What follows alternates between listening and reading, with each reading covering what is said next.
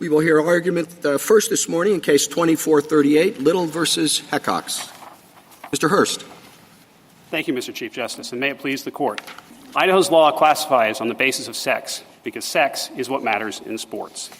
It correlates strongly with countless athletic advantages like size, muscle mass, bone mass, and heart and lung capacity. Tragically, but not surprisingly, male athletes have even injured female athletes in many sports. If women don't have their own competitions, they won't be able to compete. Gender identity does not matter in sports, and that's why Idaho's law does not classify on the basis of gender identity. It treats all males equally and all females equally, regardless of identity, and its purpose is exactly what the legislature said, preserving women's equal opportunity. In fact, it's our friends on the other side who want to classify based on gender identity. They're seeking special treatment for males who allegedly lack an unfair advantage, but only if those males also identify as transgender. Denying special treatment isn't classifying on the basis of transgender status. It's consciously choosing not to. Idaho's sex-based classification would get intermediate scrutiny if Hecox challenged it. But Hecox's requested relief presupposes separate women's sports. All Hecox challenges is the law's application to a tiny subset of males who identify as transgender and suppress their testosterone. But that's not how intermediate scrutiny works. Idaho's law is a substantial fit for 99% of males, and a perfect fit is not required. If it were, that would be the end of all sex-based classifications. Finally, a word about mootness. When trying to avoid mootness below, Hecox told the court, "I intend to play women's club soccer this semester, next semester, and through the remainder of my time at BSU." A contradictory post-cert affidavit does not make it absolutely clear this controversy is over, so Hecox's formidable burden isn't met, and this case isn't moot. I welcome the Court's questions. There'll probably be some questions about mootness, but I'd like you to, in focusing on the equal protection analysis, the sex classifications in sports is not being challenged. That's correct. How does that work in this case when we're talking about one individual being accepted from a particular or included in a particular category? There's no basis for heightened scrutiny, intermediate scrutiny in that situation, Your Honor. If the sex-based line passes intermediate scrutiny, which no one disputes that it does, then the edge cases, the potential exceptions, that's all rational basis review. That makes no sense to me. All right? And I don't know how you can say sex classification is not being challenged. There's no question here that a male who identifies as a female, but it's a male, is being excluded from a female sport, correct? That's correct. All right? By its nature, that's a sex classification. And all sex classifications, we have said repeatedly in our case law, require intermediate scrutiny. Now, what you're saying is, well, she's not challenging a male's generally not playing. She just doesn't want to be the one male excluded. So it's a subclass of people that she's challenging, correct? Yes, I think that is correct. All right. So how do you square our various case law, Caban, Lear, Claiborne, VMI in particular, all of whom involved a subclass of people who challenged on equal protection grounds their exclusion from a definition? I'm happy to take those cases in order, Your Honor, starting with Caban. There was no notion of as-applied anything in Caban. In Caban, it was a facial challenge to the statute, and individual circumstances were used as examples to prove that the statute was overbroad and lacked a substantial fit. That's the point. That's what she's saying here, that the state interest here is the safety of women, correct? And promoting competition. That's the state interest. And in Caban, the state interest was in ensuring that only children with active parents, let's say, were given a state benefit, correct? Yes, and Caban was struck down facially. The statute was considered unjustified. How about Lear? In Lear, we had the same. That's the opposite. That's the subclass, the people who were excluded. In Lear, the court said the law would be justified with respect to you, plaintiff, and because the law would be justified with respect to you, you are not able to challenge the law elsewhere. All right. So the How court about says, VMI? That distinction doesn't make any sense to me. It's still an exception. It's a subclass of people who are covered by the law and others are not. That's what we said. the VMI case is the flip side of Idaho's law. The VMI case, equal opportunity required letting women in to previously single-sex spaces. In this case, equal opportunity for women requires giving women separate spaces. And VMI said that was okay. VMI said separate housing. That's begging the very question at issue here. You can have a sex classification based on sex. You just have to have a reason for it and one that matches your exclusion. What you're trying to say is we don't even look at the reason to see if it has a scientific basis. The reason we don't look at the reason in this case to see whether there's a scientific basis is because no one disputes that there is a scientific basis for separate sports. But there is a dispute of that. I'm sorry. Are you then saying, Mr. Hurst, that there really is no such thing as an as-applied equal protection challenge?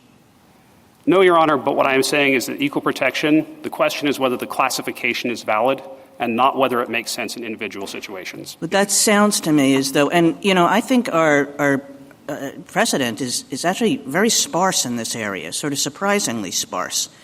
But it sounds to me as what you're saying is as long as the classification is facially valid, a person does not get to come in and say that with respect to some subclass, a small subclass in this case, a person doesn't get to say with respect to some subclass there's a mismatch, that the justification has run out, that the justification doesn't apply.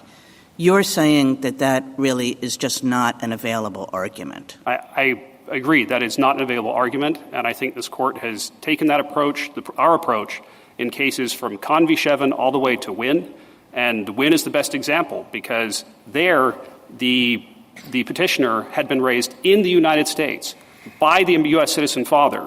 And the Court said Congress's interest in making sure there's a connection with the United States is enough to justify the classification. Well, this petitioner obviously had the connection with the United States. There was no basis to apply these justifications to that petitioner. Didn't matter. I mean, one thing that this case could be about is, and in this case I mean generally, this litigation, is whether the plaintiffs are right here that there is a mismatch, right? And some of your briefing addresses that question. Right, you can take all the hormones in the world, you can take all the puberty blockers in the world, you say, and there still will be a competitive advantage. That's one thing that this litigation could be about and one way to resolve this litigation. Another thing that this litigation could be about is this deeper and, as I say, surprisingly unanswered in my mind, equal protection question about what an as-applied equal protection challenge is and whether they exist. And I guess, you're suggesting that we should – well, I don't really know what you're suggesting because here you're saying, look, just do it that way. They could be right on the science and we would still win. A lot of your briefing really contests their view of the science. So which way should we think about this case? We think that equal protection jurisprudence is about the validity of classifications. It takes a classification to trigger the doctrines to begin with, and then you ask, is the classification justified under intermediate scrutiny? And so that we think that's the right approach. Is the classification justified? Not is it justified in each individual instance, because as Wynn said, this Court has never held, Wynn said, that a law has to be capable of achieving its ultimate objective in every instance. And as soon as that possibility of forcing the legislature to justify the law with respect to individual plaintiffs is on the table, intermediate scrutiny is over. That is strict scrutiny. Can I question the premise that you are putting forward?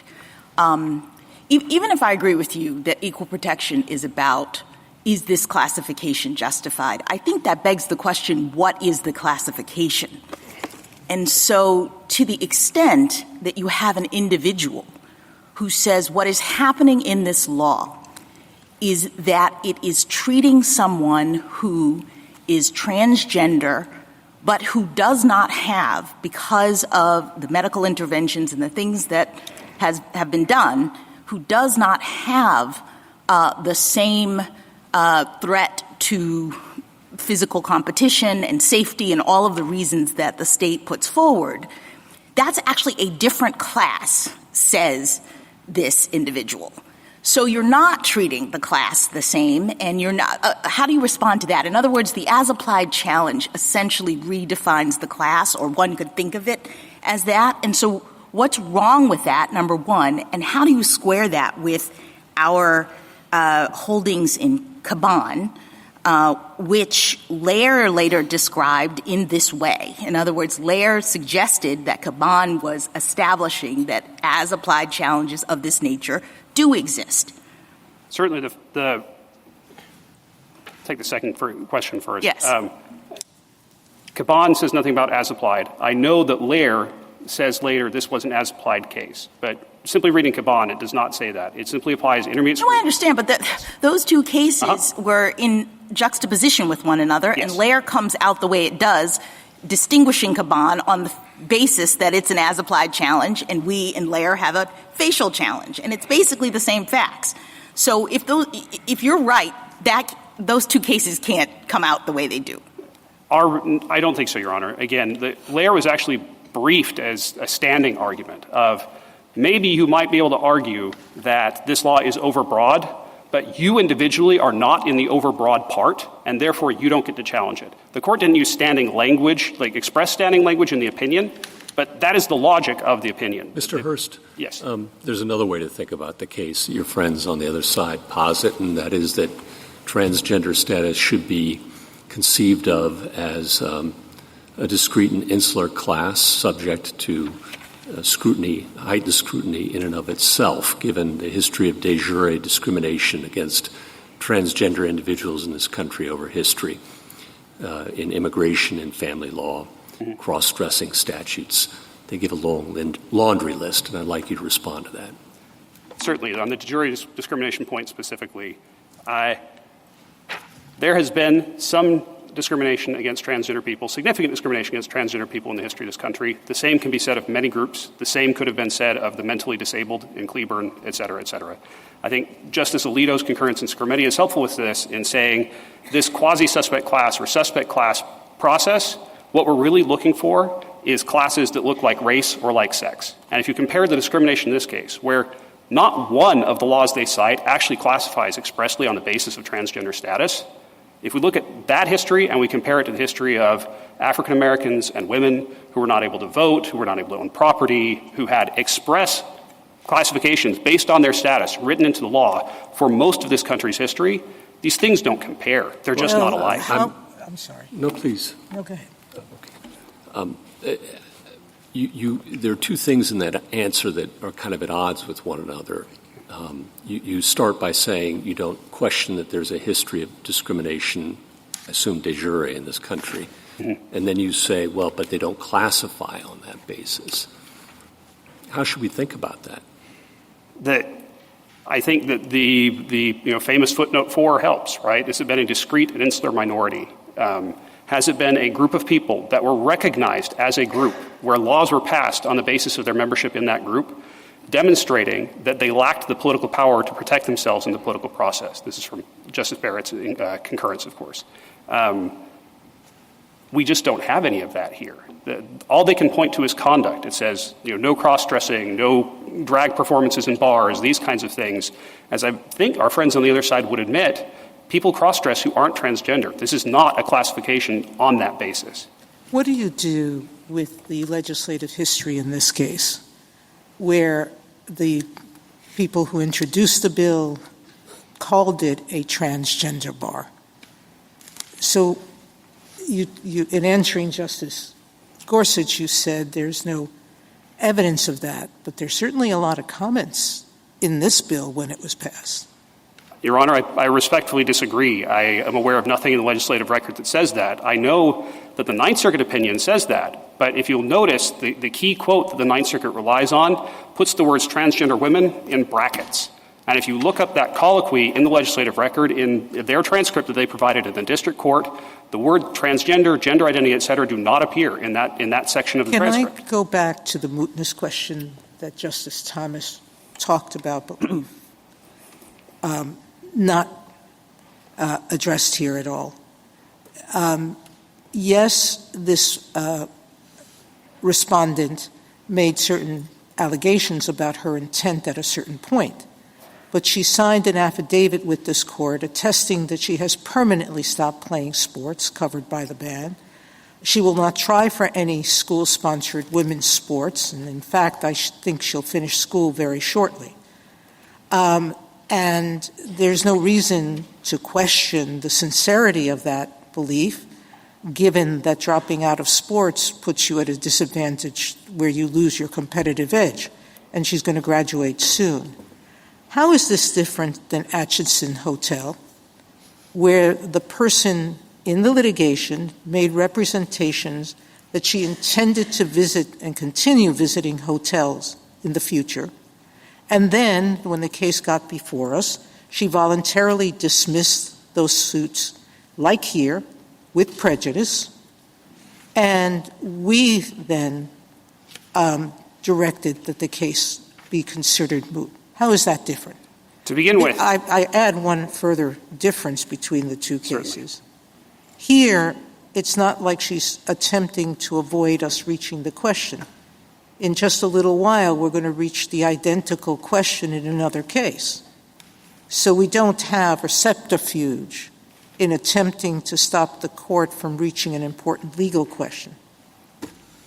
I'll start with Atchison Hotels, Your Honor. In Atchison Hotels, no one disputed that plaintiff's plans going forward. In this case, even the district court does not credit the plaintiff's plans going forward. The district court struck the notice of dismissal and said Hecox's plans have changed before. Hecox's plans could change again. And also, the court feels that this is somewhat manipulative in order to escape the Supreme Court's jurisdiction. None of that existed in Atchison Hotels, and that puts us in City of Erie territory, where in that case, the premises were sold. The business was closed. The owner was in his 70s. And they said, that's not enough. You could still reopen this business. Your company is still incorporated. Under these circumstances, where it's the respondent seeking through post-certiorari maneuvers to moot the case, that isn't enough. This case isn't moot. Thank you, counsel. Justice Thomas. Does the justification for a classification, as you have in Title IX, male-female sports, let's take, for example, an individual male who is not a good athlete, say a lousy tennis player, and does not make the women's and wants to try out for the women's tennis team. And he said, there is no way I'm better than the women's tennis players.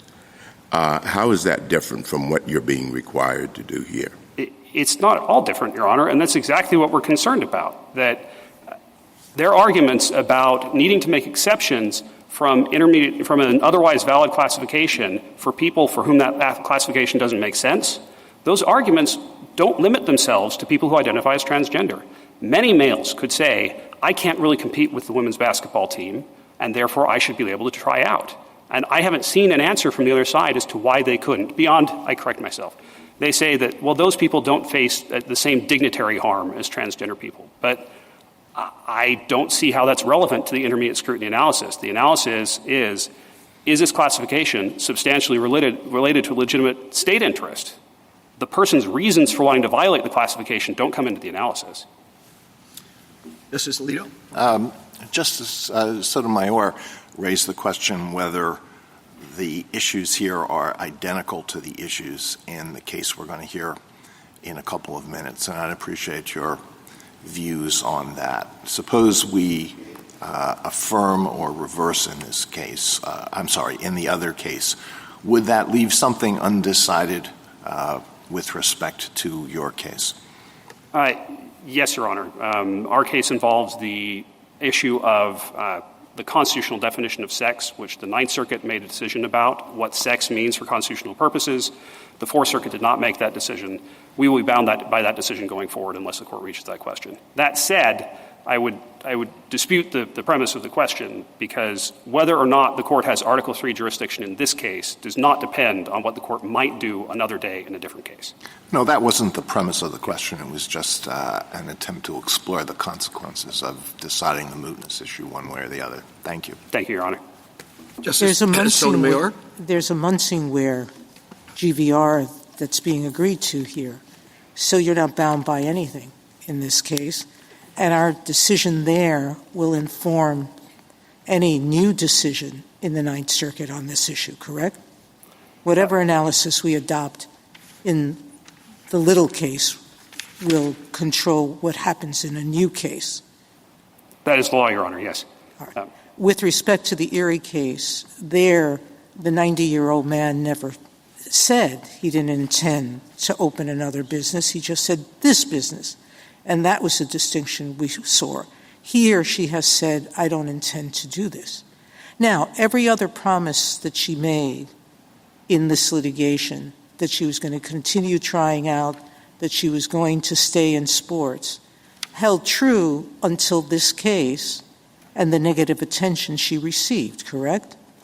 To say she misrepresented her intent is going a little extreme when she honored all her previous intents and only changed her mind when new circumstances arose, i.e., the notoriety of this case, correct?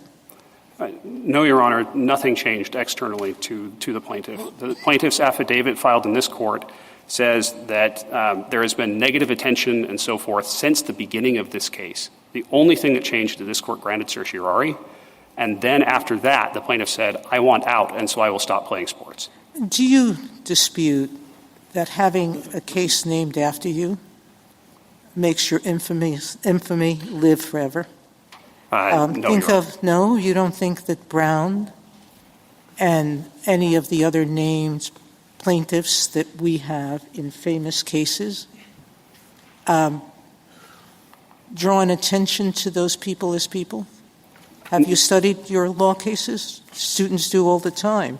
I think one of my colleagues had a course where they looked at the lives of the plaintiffs. Do you doubt that having a named case with such an eventful event is going to continue attention on this person?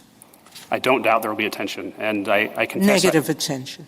I confess I have studied a few law cases, but have you studied the people? To some degree, Your Honor.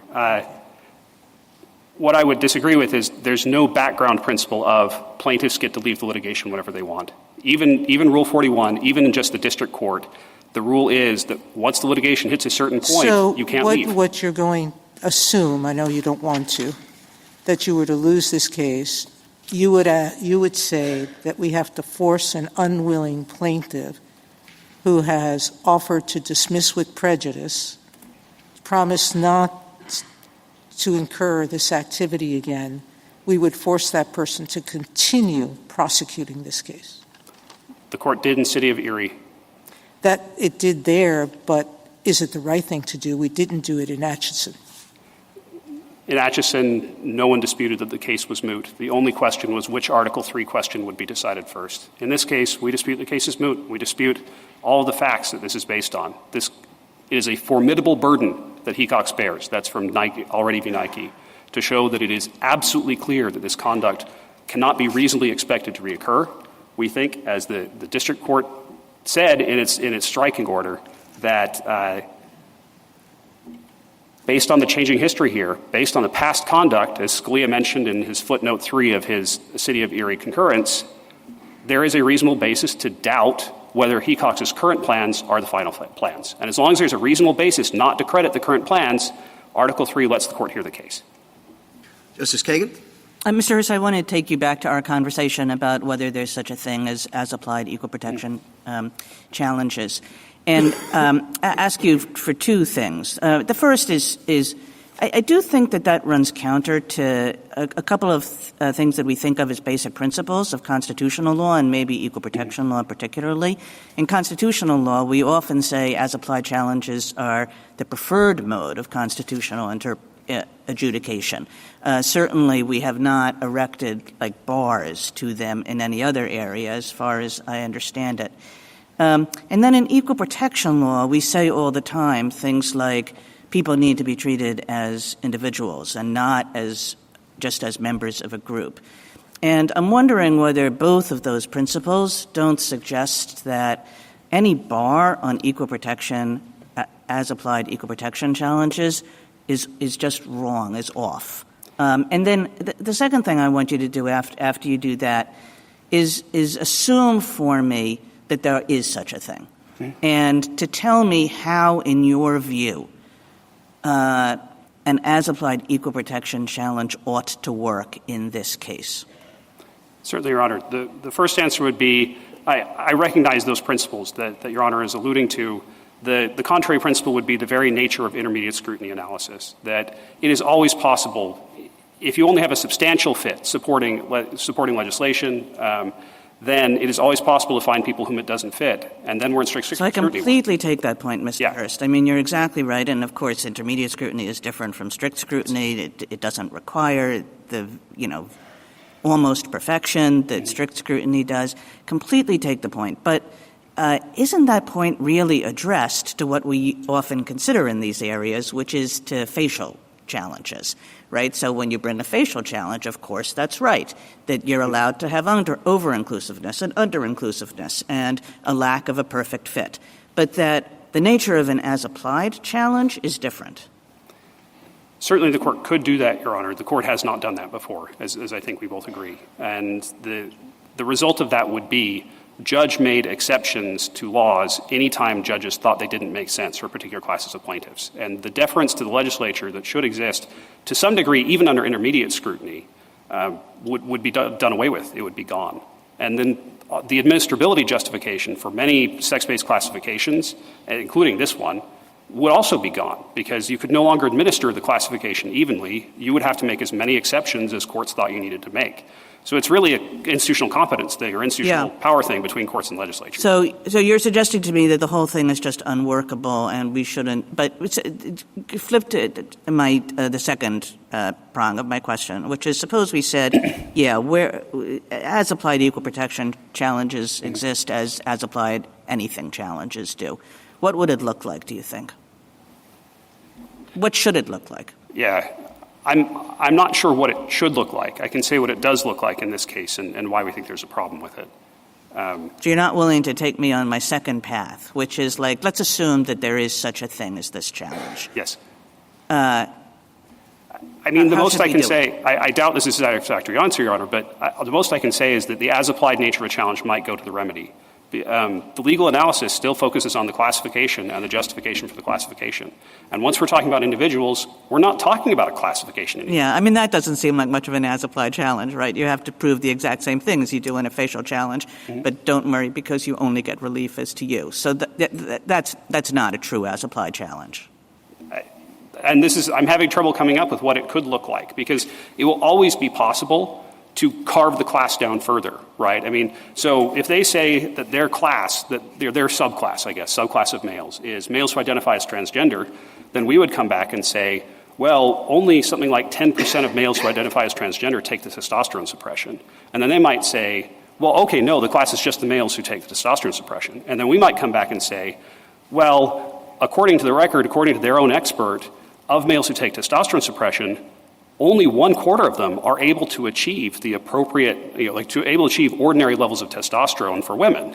And the other 3/4 would still have an advantage, and therefore we'd be justified 75% pretty good fit in intermediate scrutiny, and we'd be justified with the law. But then they can just change the class again. They can say, aha, no, our class is males who identify as transgender, who suppress their testosterone, and who suppress their testosterone successfully and are able to get it down to where they don't have a competitive advantage.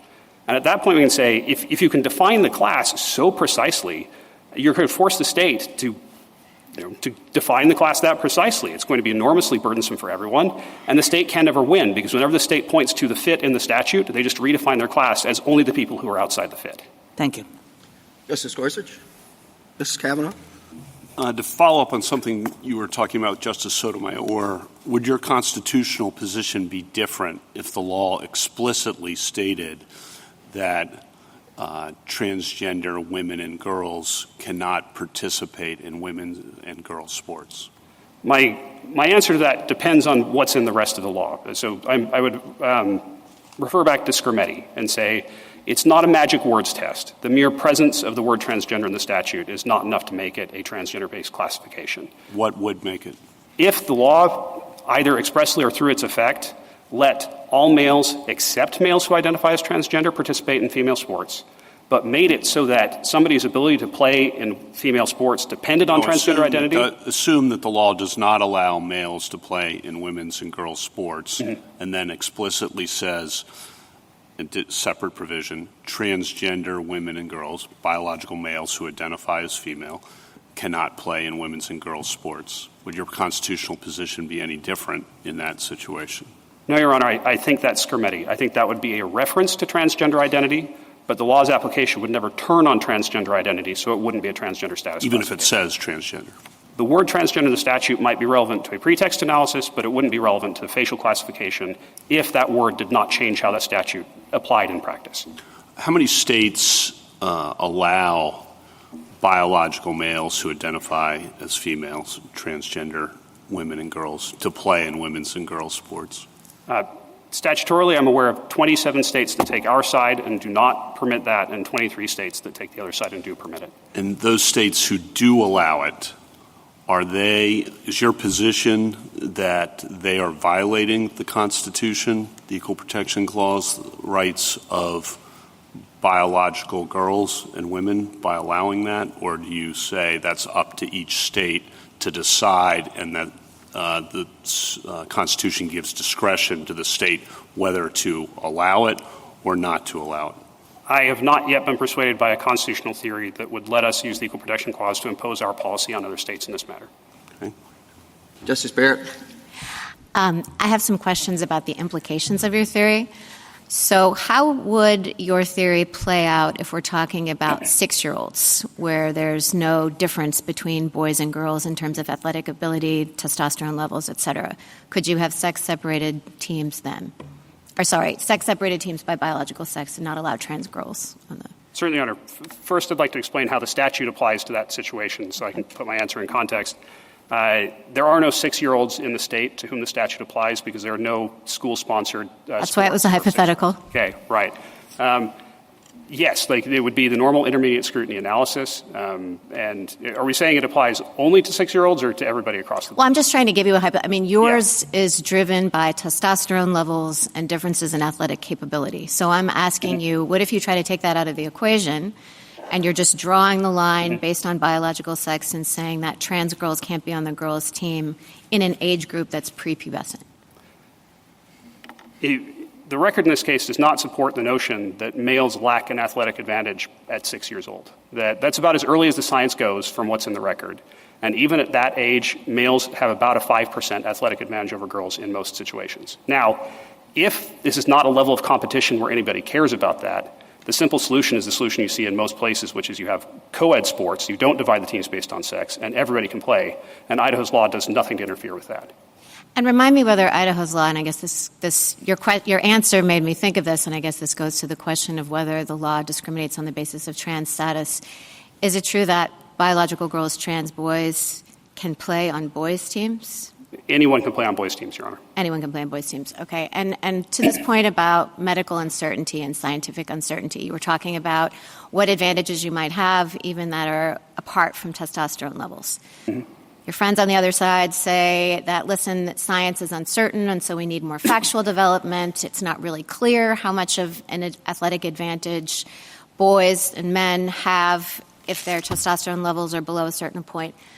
How does that play out? Tell me why we don't need more fact-finding, or what is the state's burden in showing what the state of scientific certainty is? Do we have to defer to the state? Presumably at some point, if deference is due, the state would have too little scientific evidence to really get that deference. Tell me how to think about that. The first question would be, are we applying intermediate scrutiny? And we argue that the court shouldn't. But leaving that aside, if the court is applying intermediate scrutiny, then we'd say it's Turner Broadcasting that says the legislature, First Amendment case, applied intermediate scrutiny and said under intermediate scrutiny, the legislature has to draw reasonable inferences from substantial evidence. It does not need to act only on scientific consensus, which is what the district court in this case assumed incorrectly.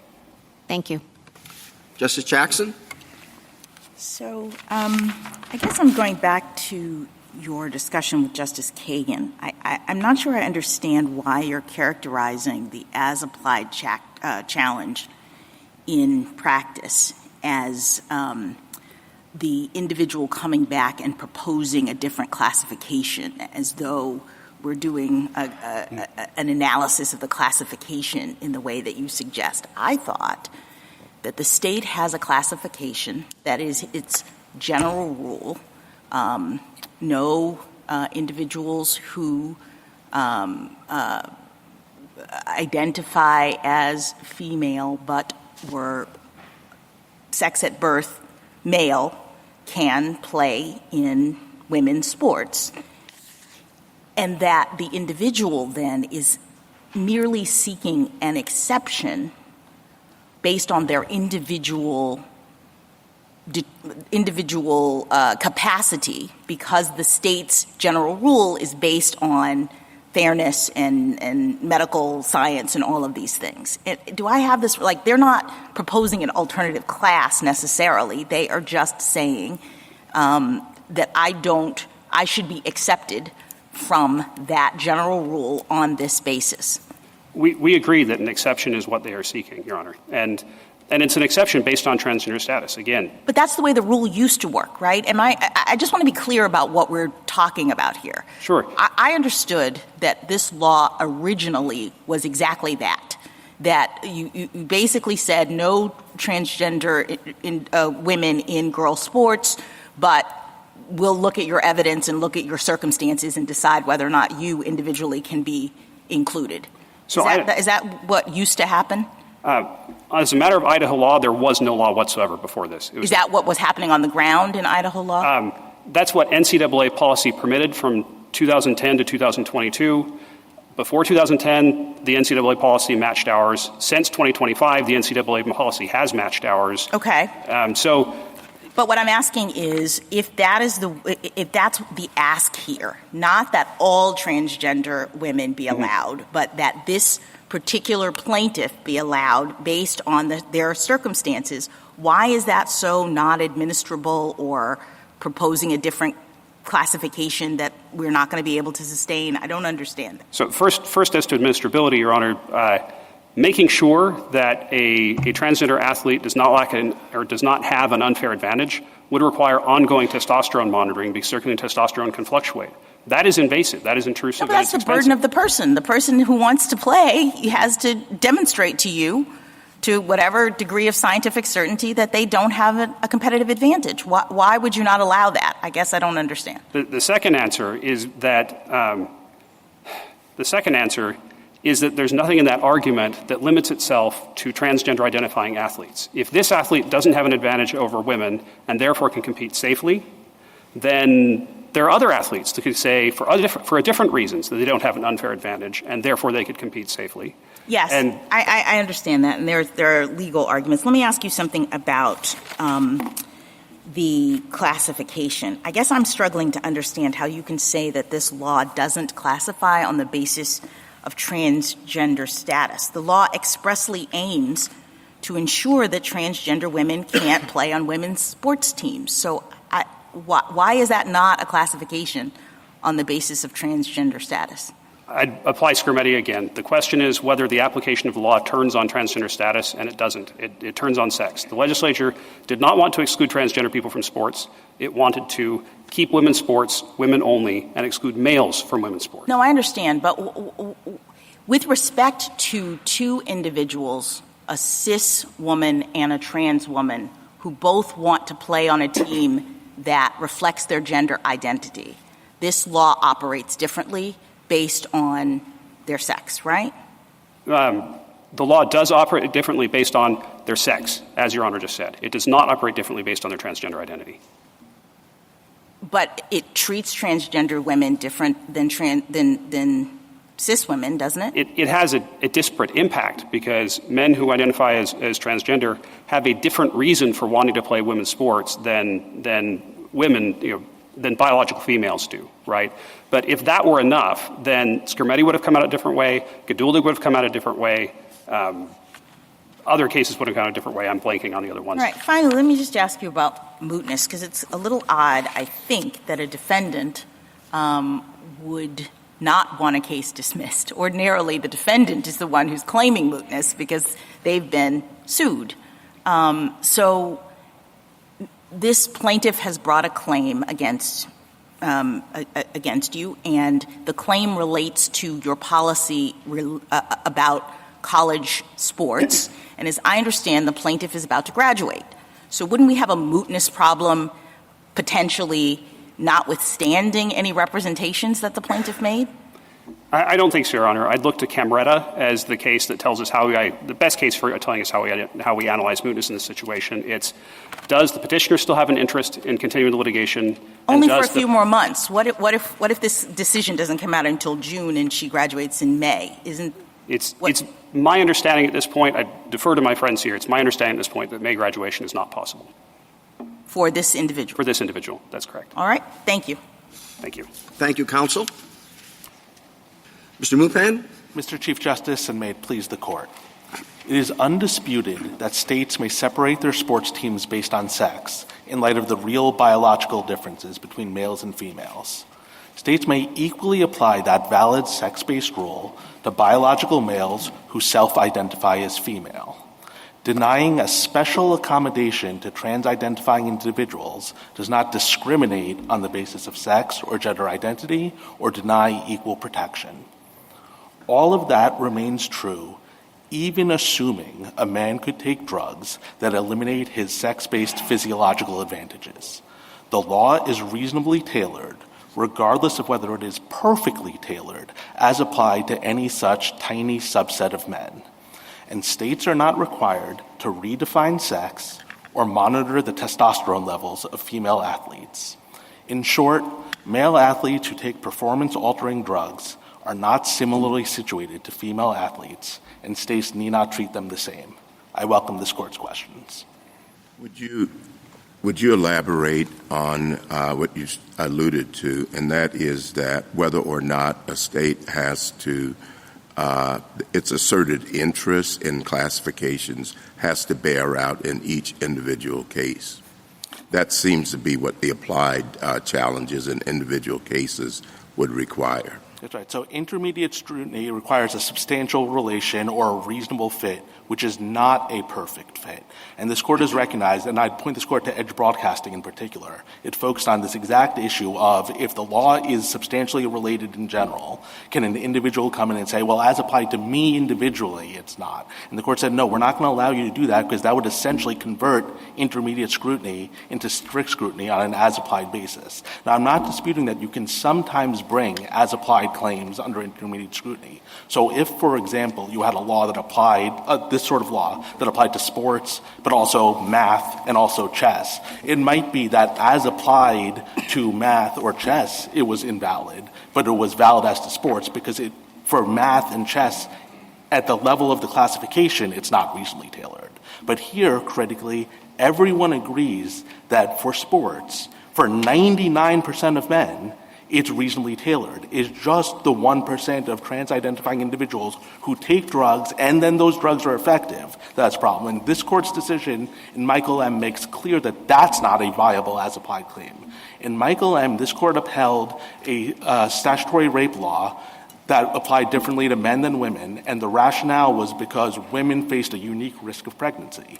But of course, if either the male rapist or the female victim was infertile, there'd be no pregnancy. So on their theory, you could have come in and said, well, I have an as-applied claim that I was infertile, so it was okay to rape the underage girl. And this Court not only rejected that, the Court said it would be ludicrous to say that you could bring an as-applied claim for prepubescent girls. That's just not the way as-applied scrutiny works in intermediate scrutiny cases. That's equally true, as my friend said, in Wynne. In the Court's decision in Wynne, the justification for the law was making sure that the parent knew that they were the parent and had an opportunity to have a relationship with the parent. But Wynne's father knew about the birth, was present with Wynn the whole time, and brought Wynn to the United States. Nevertheless, the court held for the class of men overall, it was reasonably tailored, and they weren't going to focus on the specific facts of Wynn. You started, Mr. Mupon, by saying that you did think that there were as-applied equal protection challenges and giving an example of, well, if it had also applied to the chess team or something. But that doesn't seem like an as-applied challenge to me. That seems as though there's just a provision of the law that's facially invalid, right? So let's put those kinds of cases aside where you can split the law up and say this part is facially invalid, this part isn't, and focus instead on like real as-applied challenges. Your classification is basically okay, let's posit, because there's a substantial relationship to your goal. Is there ever a time where a person can come in either on behalf of herself or on behalf of a subclass and say, notwithstanding that there is no a valid facial challenge here, there is an as-applied challenge, this subclass has to be exempted? So I don't think this Court's cases have ever squarely addressed that. I think if it could be brought, it would have to be a very substantial percentage. So to give you a stylized hypothetical, if you had a law that regulated on the basis of sex, and you could imagine 3 subgroups of males, for subgroup 1 and subgroup 2, each of whom were a third of men, it was reasonably tailored. But for subgroup 3, which was a third of men, it wasn't. Maybe in a circumstance like that, the third subgroup could come in and say, for a third of the applications of this law, it's not reasonably tailored. That's not enough of a substantial fit, at least for us, even if you're going to uphold the law for the other 2/3 of men. But why does it have to be that many people? Why? I don't understand why that subclass can't make this showing and get the remedy as to them. Because if it's one person, you're basically converting the law into strict scrutiny. But you're not. You're not. I mean, because what you're doing is you're allowing that individual to get the remedy that we've said in cases like CASA is the only thing that's available, that you can't have this flow to everybody. It's just about this individual and whether or not he's been unconstitutionally treated. So, again, because if the law is reasonably tailored for 99.99999% of people, and you come up with the point fraction of percent and say that that person has a viable claim, that's more than you would ever require under strict scrutiny. I don't know of any. No, but I mean, what's the result of that? If you're making a facial challenge, I understand that you're saying that if the law has such a broad sweep of constitutionality, then we're not going to strike this thing down just because we can identify one person for whom it doesn't apply. But if you are that one person and you can show that this is unconstitutional as applied to you, I guess I don't understand why it matters that it's constitutional as applied to 99.9% of the other people. Well, because I think you're begging the question when you say it's unconstitutional applied to you. Laws that classify on the basis of sex only need to be reasonably related. And so if it's reasonably related because it's tailored for 99% of people, then it is constitutional even applied to you. Even as applied to you. So you are saying there is no such thing as an as-applied intermediate scrutiny challenge. Again, if there was one where it was a third of the people, I can maybe understand a claim that the third of people, it's not reasonably related for them, even though it is for 2/3 of the people. I'm just saying that when the numbers get as small as they are here, that claim's not viable, and we know that from this Court's cases. Again, Michael M., every infertile man, no, I understand, but we didn't do that same kind of quantitative analysis in Caban, right? We didn't ask the husband in Caban to figure out where he stood relative to all husbands who were to whom this was applied. Right. So let me talk about both Caban and Lair. So Caban is not an as-applied challenge. Caban did not say that there was some set of people for whom that law was valid.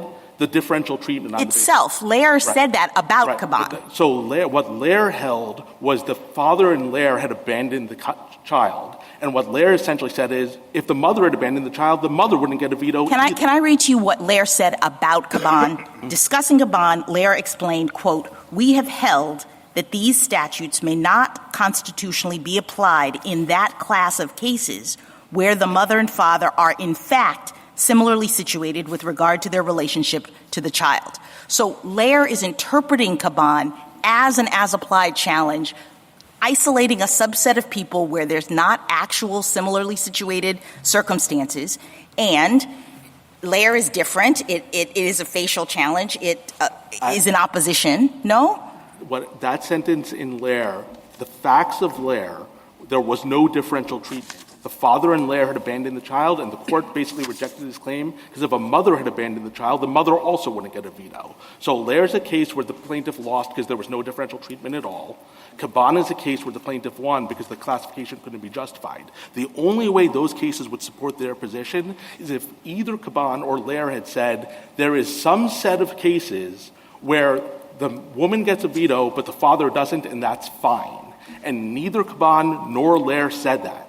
This court has never said in those line of cases that the mother could get a veto but the father doesn't, and that's perfectly okay. So that's what they're arguing, and neither of those cases support it. You would also ask about VMI, so if I could just briefly address why VMI doesn't support them either. In VMI, the point was, yes, lots of women wouldn't want to go to VMI, but also lots of men wouldn't want to go to VMI. As to the set of people who were actually burdened by the exclusion, all of the women, the law was not fairly tailored. The argument that Virginia was making VMI was essentially equivalent to the following. If MIT said, most women and frankly most men can't meet our math and science standards, so we're just not going to allow women to come to MIT at all. Of course this court would reject that argument. That was the argument that they were making in VMI, that just very few women wanted to attend. But for the set of women who wanted to attend, the law was not properly tailored because there was no justification for excluding them. Thank you, counsel. Justice Thomas? Justice Alito? Under Title IX, what does the term sex mean?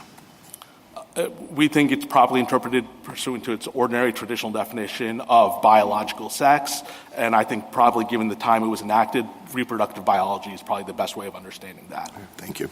Justice Sotomayor? The problem I'm having with what you're doing now is you're doing exactly what Justice Stevens said should be done, and he admitted later in O'Connor that the court roundly rejected that in Caban and Lear. He wanted to do exactly what you said. He said, in dissent, this court should be in analyzing equal protection, contending that if the classification is justified in those cases in which the rule has its most frequent applications, then it doesn't violate equal protection.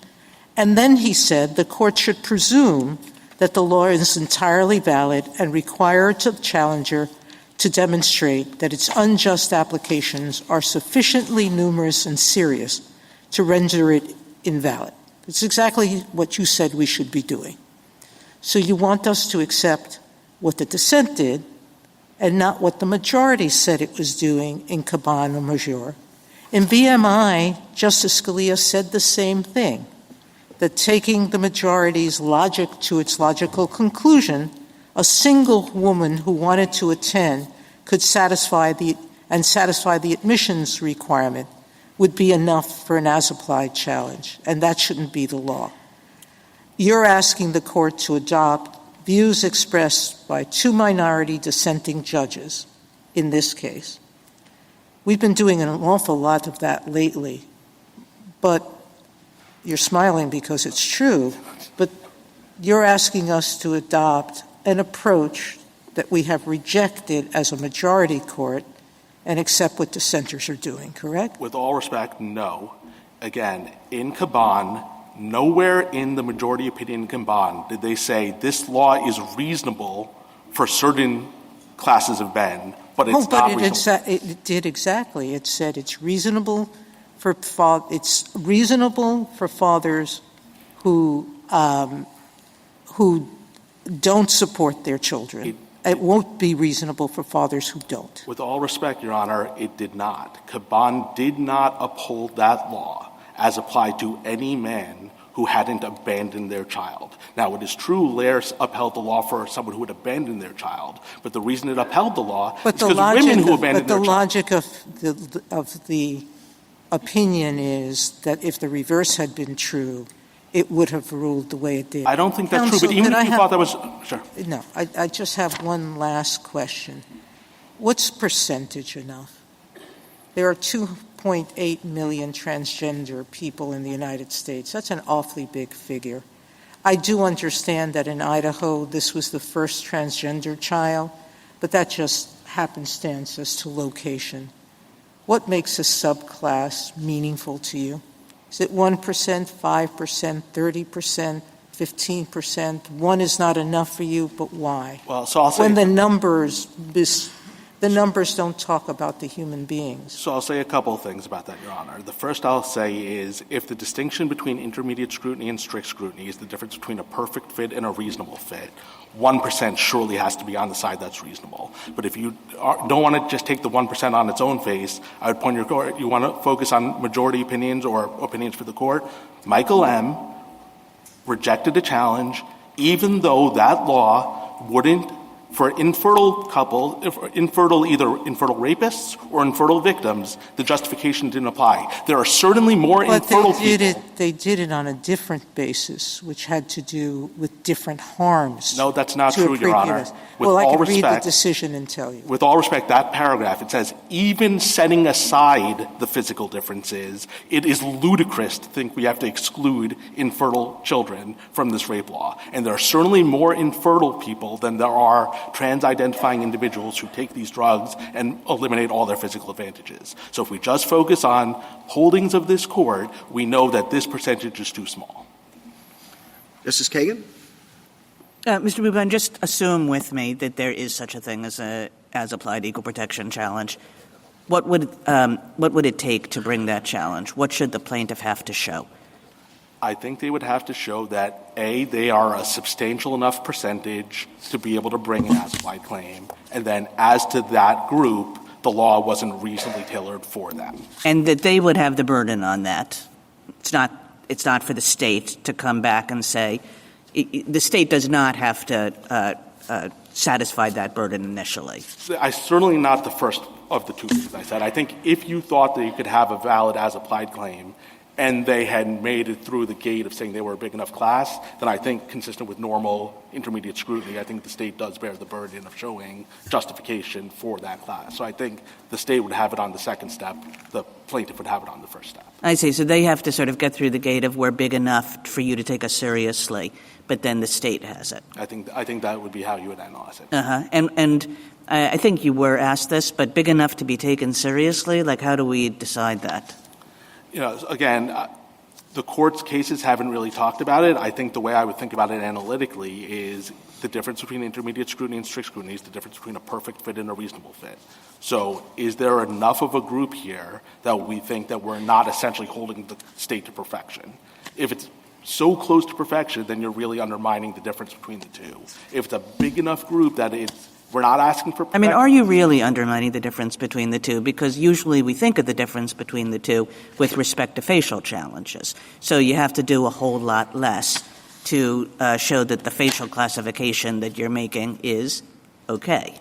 I don't think so. I do think that you would very much be undermining the difference between the two if you said that even a single person could bring an as-applied intermediate scrutiny case. And again, I would urge Your Honor to read Edge Broadcasting. There's a whole section of the opinion that's on this exact issue. It says exactly what I'm saying. Now, admittedly, it's a First Amendment case, but it's an intermediate scrutiny First Amendment case. Thank you.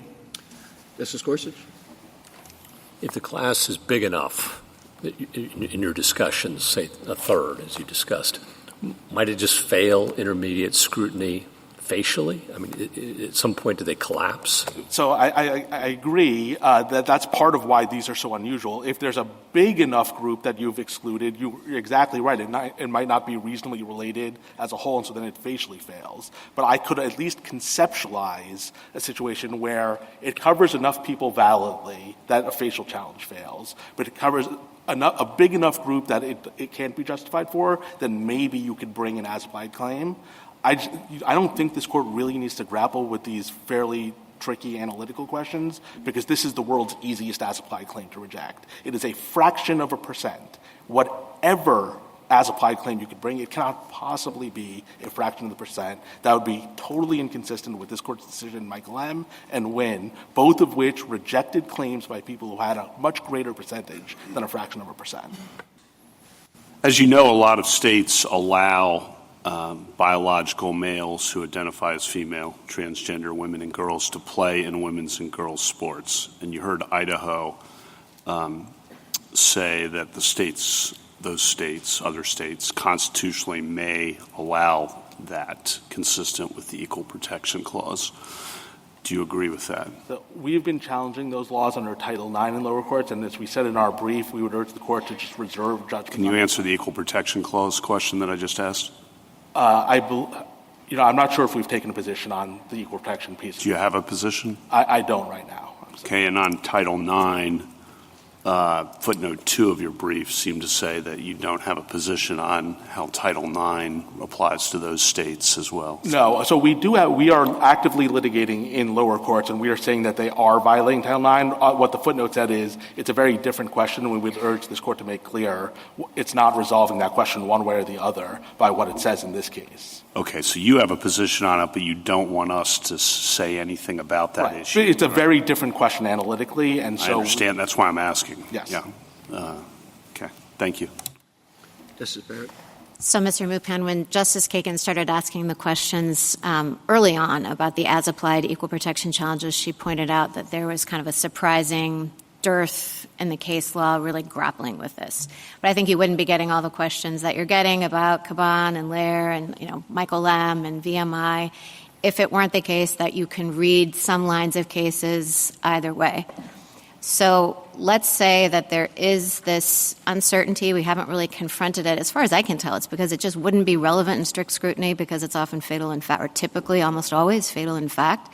So it's really an intermediate scrutiny problem. Maybe it's a rational basis problem, too. I mean, maybe this would have implications for all kinds of review.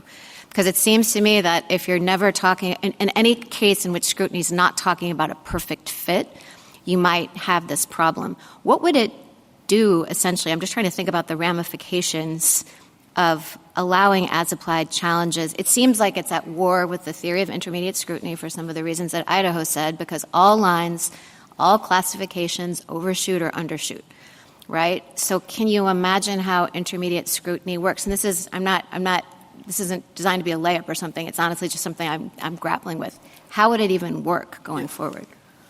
So I'm not sure I can say a whole lot more than what I've already said, which is I do think it's a problem. The reason I think it's a problem is it's conflating the difference between strict scrutiny and a perfect fit, intermediate scrutiny and a reasonable fit. And I worry that if you allow as-applied claims to a small enough group, you're essentially collapsing the difference because you're essentially requiring a perfect fit. Because whenever you have a reasonable but not perfect fit, the subset who falls within that will come in and bring an as-applied claim. And so the state will essentially have to have perfectly tailored laws because any single person for whom you don't have a perfect fit could come in and bring an as-applied challenge. Including, say, boys who just couldn't make the team because they weren't good enough, because the law, to the extent that it's designed to protect competitiveness and safety, et cetera, wouldn't pose the same danger in the case of a boy who just isn't good enough to make the male team, but perhaps could make the girl team. At least arguably, depending on what their exact theory Definition is for the justification. Thanks. Justice Jackson? I guess I'm still struggling to understand why the state would have to have perfectly tailored laws. I would think the state would just have to make exceptions where people can demonstrate that the justification that makes the state's conduct constitutional doesn't apply to them. Right. So making exceptions is tailoring your law. That's literally what it means to tailor No, but law. from the standpoint of a facial challenge, when we're asking whether this law has to be stricken completely because it isn't, perfectly tailored. What we're doing is a different exercise in the as-applied challenge. We're asking whether, even though this law is overbroad, we're assuming it's overbroad now because you've got in there some people to whom it should not be applied. What do we do about that? What is the remedy that those people can get? And what I hear you saying is they get no remedy unless they can demonstrate that there are enough people that this is sufficiently overbroad that it's no longer something the state can do. Right. And I don't understand why that is. Why wouldn't, when we identify people for whom this law operates unconstitutionally, that's the premise, because now I'm in remedy, right? The premise is that you have a person who's successfully made an as-applied challenge. This, to me, unconstitutional. You say, too bad, unless you can show that it's also unconstitutional with respect to a sizable number of other people. And I don't understand why that's the case. Because I don't agree with the premise that the law operates unconstitutionally as to an individual person just because the justification for the law doesn't apply to that person. That's what this court held in both Wynne and Michael M. It recognized that the justification that was put forward for the law might not be true for each and every person the law applied to. But this court said, that's fine. And if we read Caban and Lair to say something different, if I disagree with you, then we just... Well, Wynne is the most recent of the cases. So even if you read the cases that way, and Wynne is explicit about this. Wynne explicitly says, I believe it's, I'm not going to get the page number right, but Wynne explicitly says that we recognize that there are some men who were present at the birth of their child, who have a DNA test to prove that they were the father, that have been with their kids their entire life. Yeah. In fact, that was probably true of Wynne's father. Tough luck. Okay, so Justice Barrett is worried, I think she said, about the implications of allowing as-applied challenges. I guess I am worried about the implications of not. Because as Justice Kagan said, we have consistently said that facial challenges are really hard to get, that as-applied is really all there is. So now we're in a world in which you are setting up new barriers, in my view, to establishing an as-applied challenge. So at the end of the day, is your position that, no matter how clear it is that the particular prescription is operating to disadvantage a particular group, that classifies you, treats you differently, you're just not going to be able to get a remedy for that individually anymore. Let me take a step back, and then maybe this will help. Laws that classify, in general, are subject to rational basis review. Now, there's higher scrutiny for classifications on some things. For race, we have strict scrutiny. For sex, we only have intermediate scrutiny.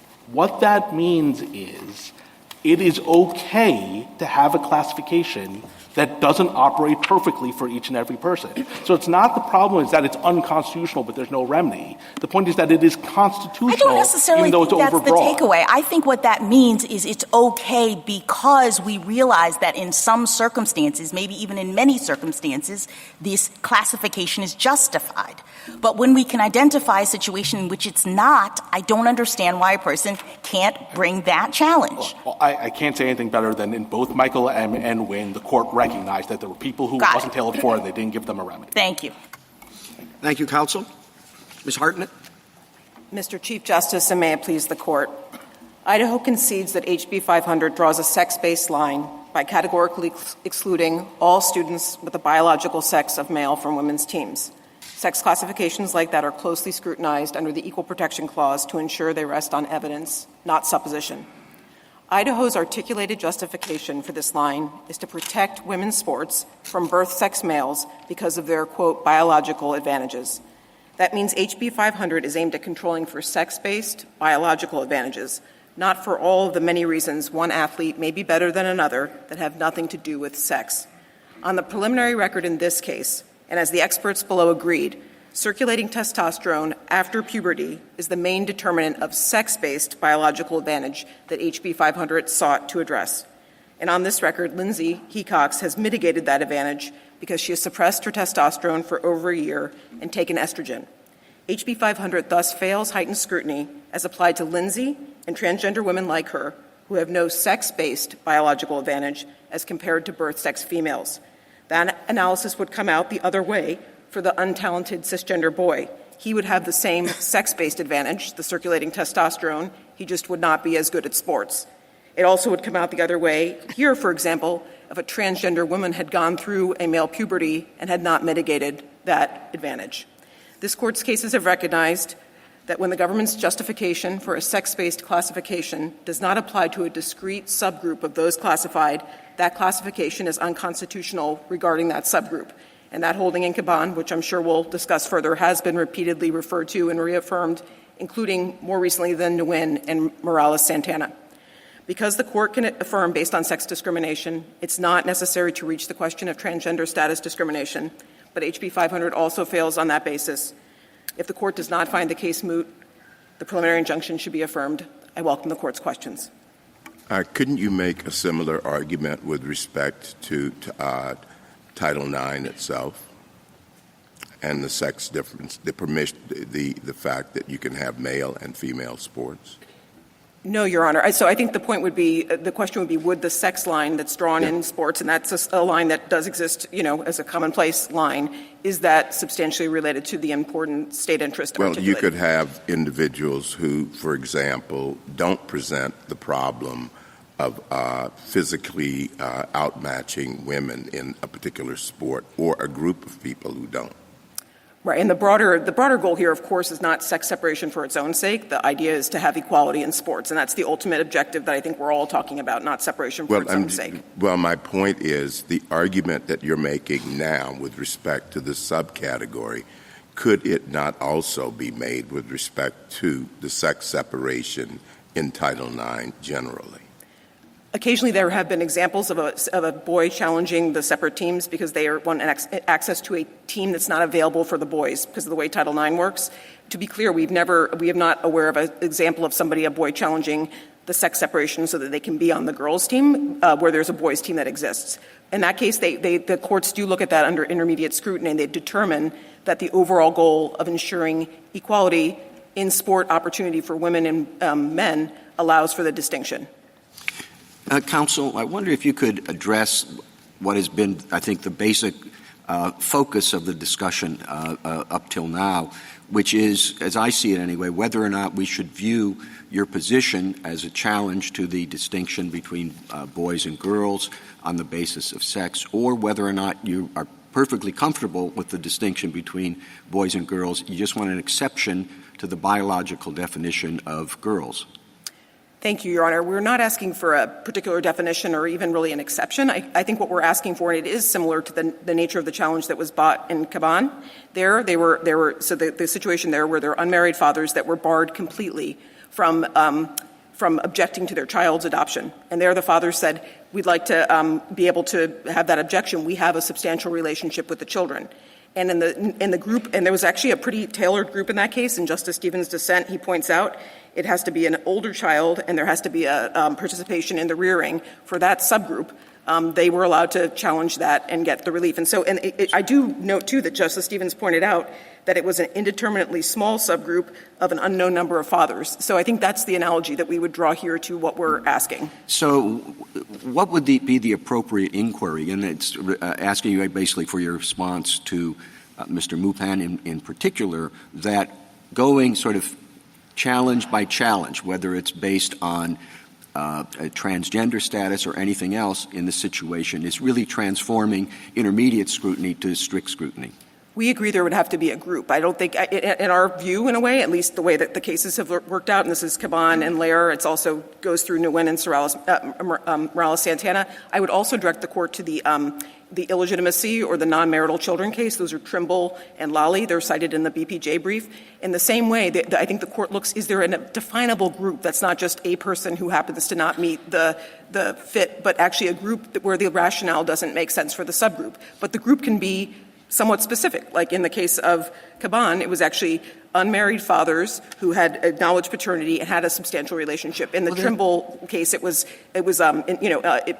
non-marital children who had a confirmation of paternity and a relationship with the father. Well, that sounds an awful lot like strict scrutiny, unless you're going to say whenever you can come forward with anything that is an exception to the boy-girl distinction. In any case at all, you can go forward with the strict scrutiny challenge, whether it's 1% or whether it's 12 people. And I'm just not quite sure, grasping why your position isn't really an effort to apply strict scrutiny to a distinction that we haven't applied it to. Thank you, Your Honor. I mean, all I can say, and I do agree the cases are not that many in this context. I think it's possibly because facial challenges were more in vogue before, and now as-applied challenges are more preferred, and so that may be explaining why a statute in Caban, for example, wasn't viewed as carving out the statute for the people it couldn't be applied to versus facially invalidating it. But I do think it matters because it's not just a matter of fit that makes intermediate scrutiny different. There also has to be an important government interest, not a compelling one, and this is really critical. You can burden the right in intermediate scrutiny. So in Nguyen, for example, that person failed because he actually didn't take the steps that would be needed to confirm the paternity. So you're allowed to actually, he may have had a compelling case on a one-off basis that, hey, I actually do have that relationship with the citizen father when I was born abroad, but he didn't take the steps that he needed to do. The same thing with Lair, and the same thing with Lally and the Trimble-Lally line. So you can actually burden the right by saying Lindsay Hecox has to actually submit testosterone tests or something else different than other people, and that would not be allowed if it were strict scrutiny. And if we follow your approach, which allows a challenge to even a fairly small group that's affected, in what way would we not – that would apply across an entire range of things where there's a distinction currently between boys and girls, quite apart from just athletics. Is that correct? Your Honor, I do think that the question would – I think we're not trying to invent something here. I think we were trying to draw from what we understood to be precedent from the court, and I would direct you to the Equal Protection Scholars Brief. They have some scholars that have actually focused on this question of what does an as-applied challenge mean in the equal protection context. But I think taking a step back, the question always would be looking at what the state's asserted interest is here. And here the state is not asserting an interest of having the boys' teams be better and the girls' teams be worse. What they're trying to do is control for a sex-based biological advantage. And so I think a lot of the hypotheticals that you can maybe understandably think about, what about the untalented cisgender boy, what about the transgender woman who didn't mitigate, what about this or that? That gets taken care of because the testosterone is the advantage on this record, and almost all the people that might want to try to get an as-applied challenge under some other idiosyncratic framework would not be able to show that their exclusion actually was... Okay, and this will be my last question. My point was more that how we approach the situation of looking at it not as boys versus girls, but whether or not there should be an exception with respect to the definition of girls. That would, if we adopted that would have to apply across the board and not simply to the area of athletics.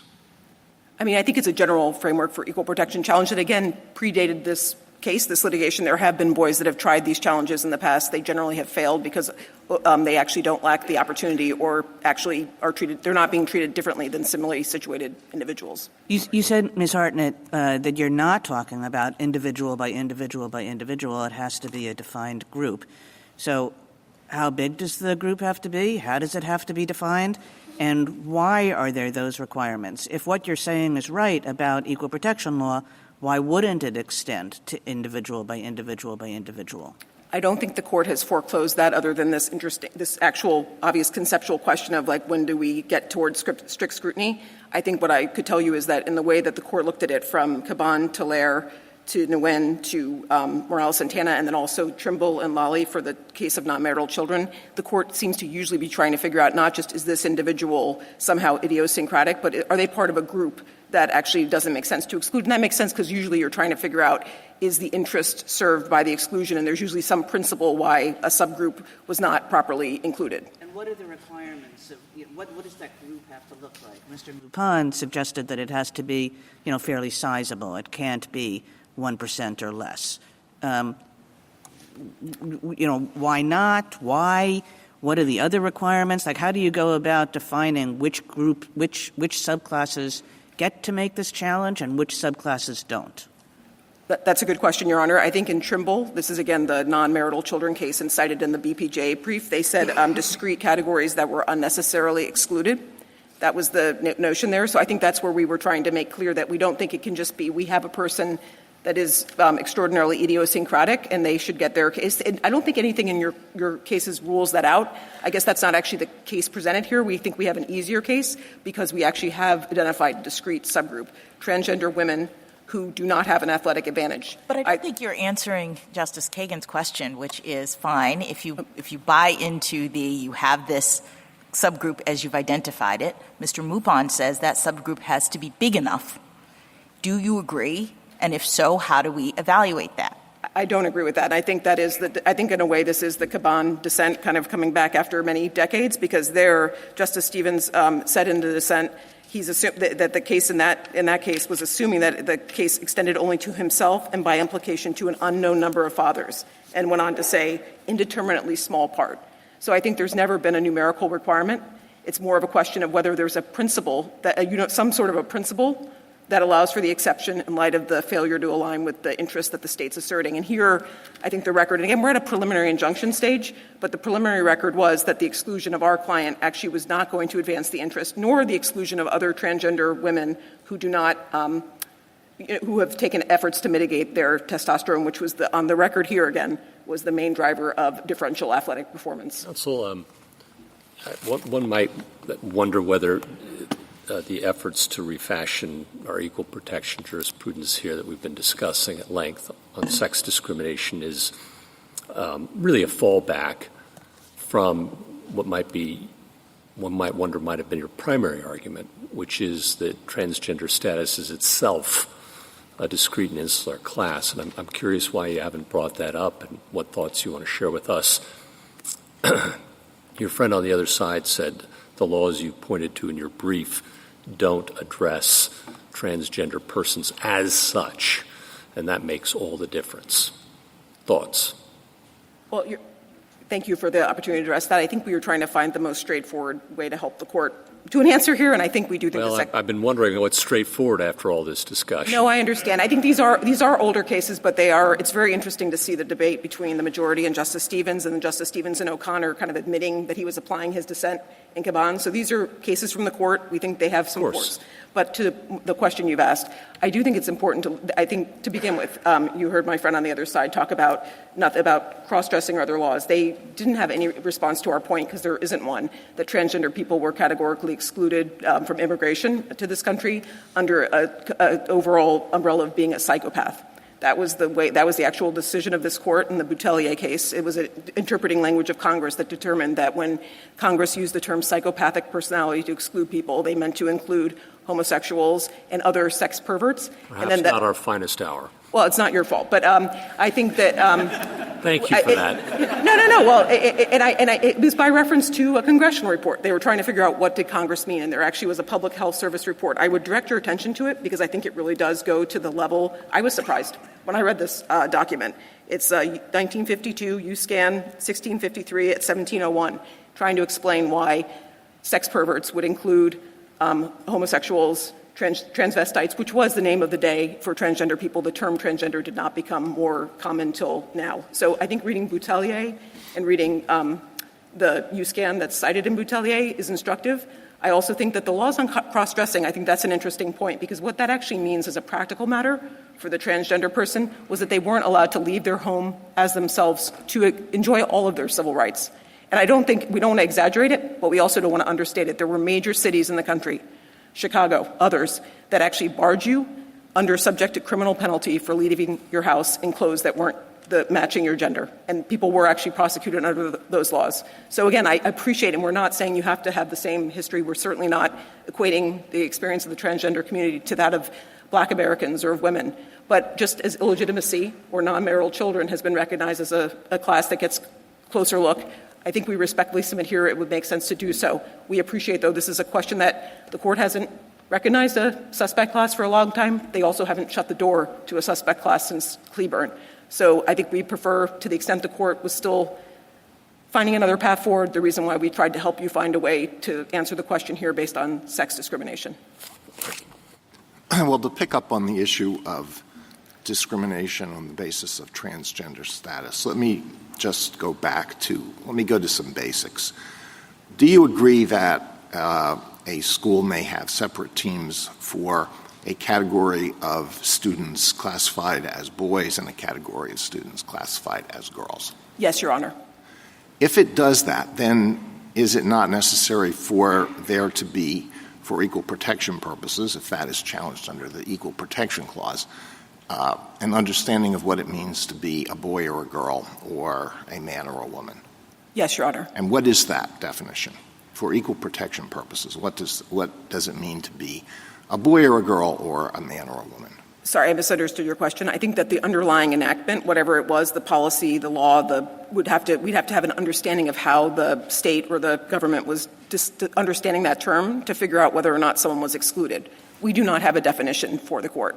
And we don't take issue with we're not disputing the definition here. What we're saying is that the way it applies in practice is to exclude birth-sex males categorically from women's teams, and that there's a subset of those birth-sex males where it doesn't make sense to do so according to the state's own interest. Well, how can a court determine whether there's discrimination on the basis of sex without knowing what sex means for equal protection purposes?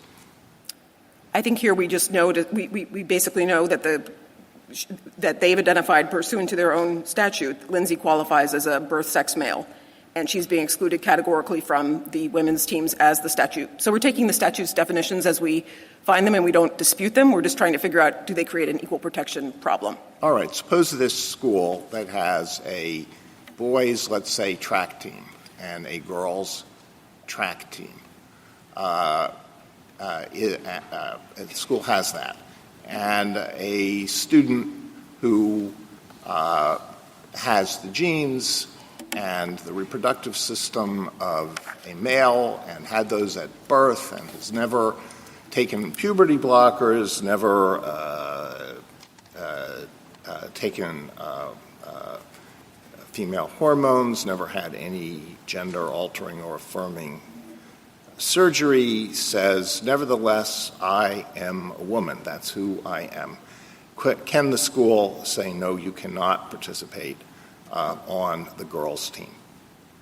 So you're just a birth sex male who has all the advantages of birth sex male hormones, and can the school bar him from the women's team? Yes, they can. But that person, is that person not a woman in your understanding? If the person says, I sincerely believe I am a woman, I am in fact a woman. Is that person not a woman?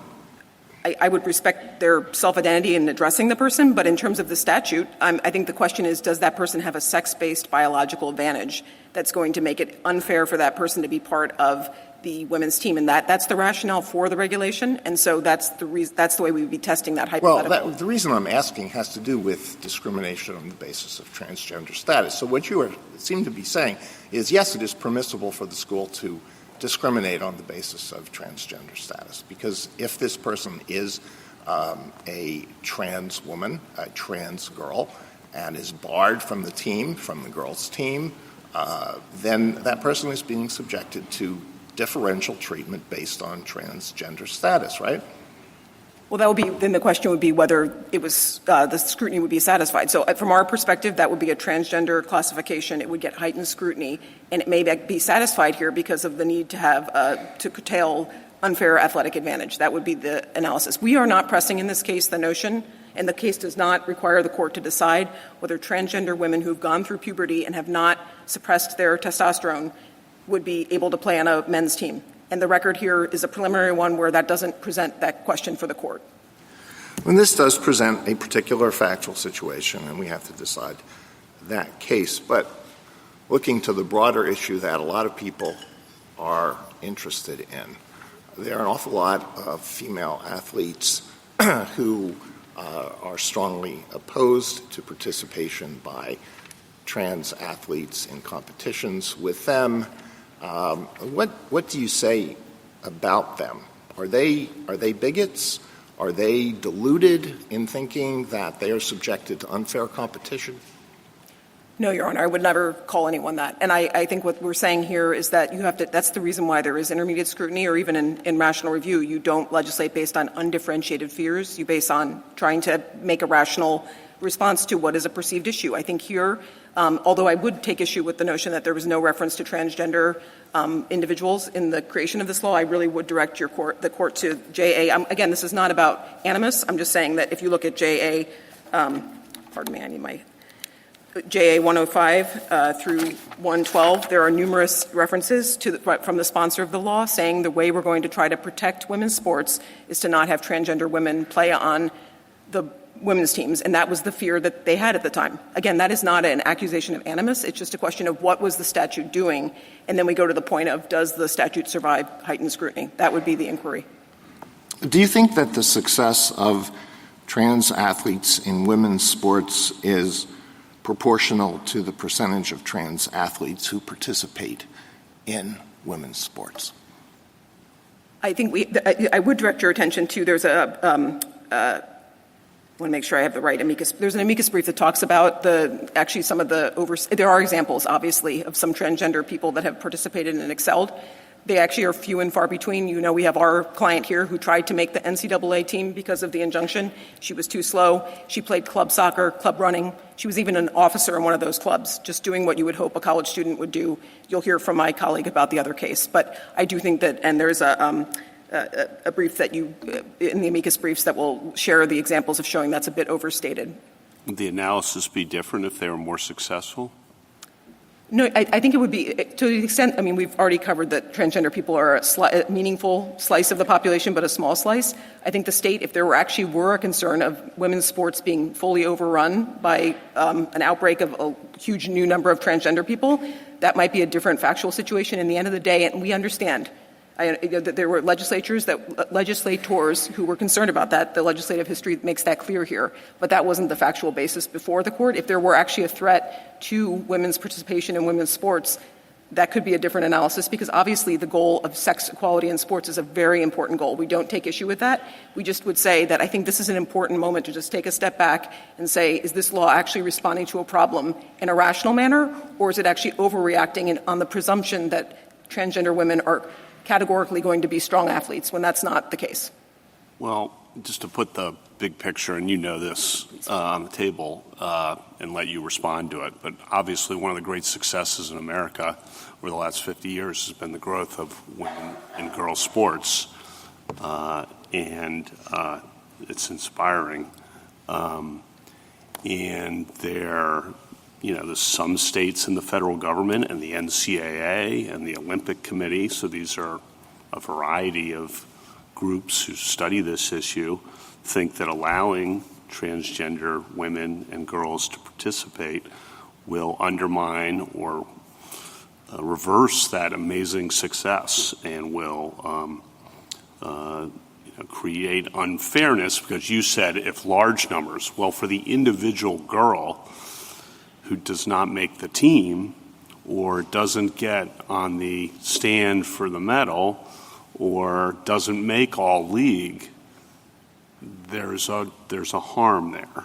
And I think we can't sweep that aside. And I think that's what's undergirding some of the concern in this big picture, and there are harms on both sides. So I completely understand that. But I just want to let you respond to that, because that is, the NCAA, the Olympic Committee, a lot of states, federal government, that's a lot of people who are concerned about women's sports and think this raises a big problem. And I just want to make sure you can explain that.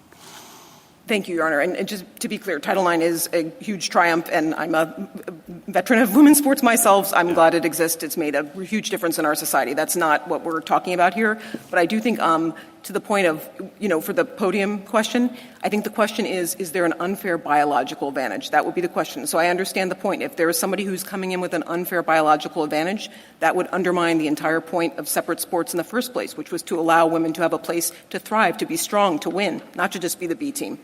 The question in this case is if the person had actually mitigated their sex-based advantage, which maybe interestingly, maybe counterintuitively, actually is more about circulating testosterone after puberty than a lot of the other things we might think are sex-related, then that girl that's come in second to a transgender person that's mitigated actually may just have come in second because the transgender person was similarly situated but was stronger in that one competition. That's why we are here not proposing a rule of absolute inclusion, but saying that in the case with people like our client who have mitigated, their exclusion doesn't match the statutory interest.